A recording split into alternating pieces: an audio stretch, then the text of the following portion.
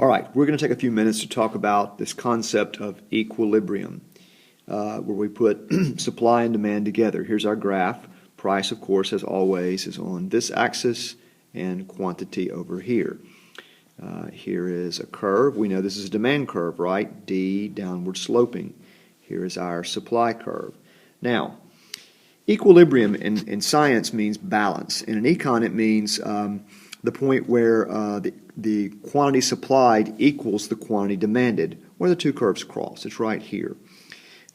We call that price the equilibrium price. That price, quantity supplanted equals quantity supplied equals quantity demanded, and the market will clear itself out. All right. This is also called the quantity. At this point, is called the equilibrium quantity. All right. But let's just say, for whatever magical reason, the price was up here. Okay.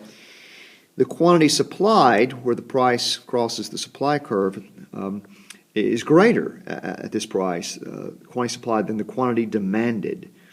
We call that a surplus. At this price, suppliers are willing to supply more than demanders are willing to buy. It's called a surplus.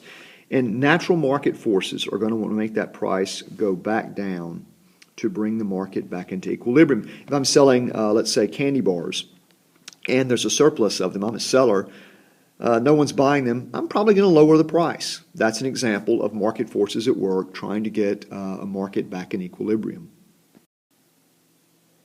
Let's look at another thing that can happen to get a market out of equilibrium. Let's say, for whatever reason, the price is down here. Well, here, at this price, you can see that the quantity demanded, the point on the demand curve, exceeds the quantity supplied. Demanders are wanting more than suppliers are supplying, and this very logically is called a shortage.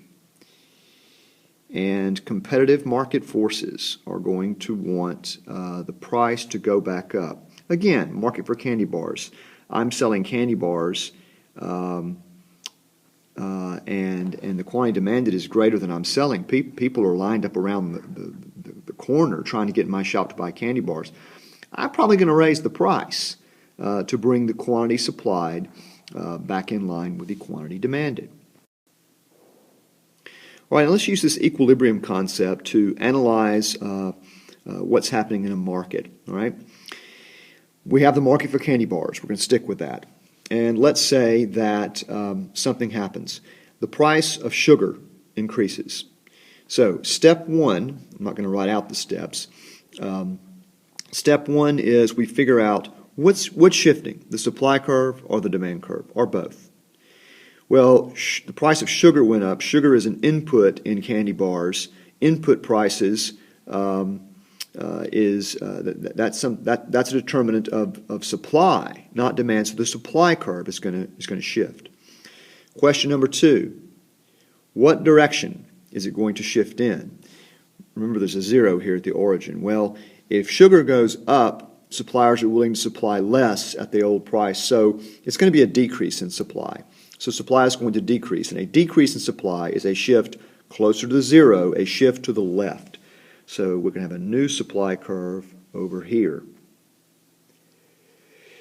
Step three, use this graph to determine what happens to equilibrium. Here was our old equilibrium. Here is our new equilibrium. What happened to the price? Well, the price went from here to here. Price goes up. And what happened to quantity? Well, the quantity went from here to here. Wow, quantity went down. Okay, so price of sugar goes up. The equilibrium price of candy bars is going to increase, and the amount sold is going to go down. Step number 4 is a check step. Ask yourself, does that make sense? Yeah, it does.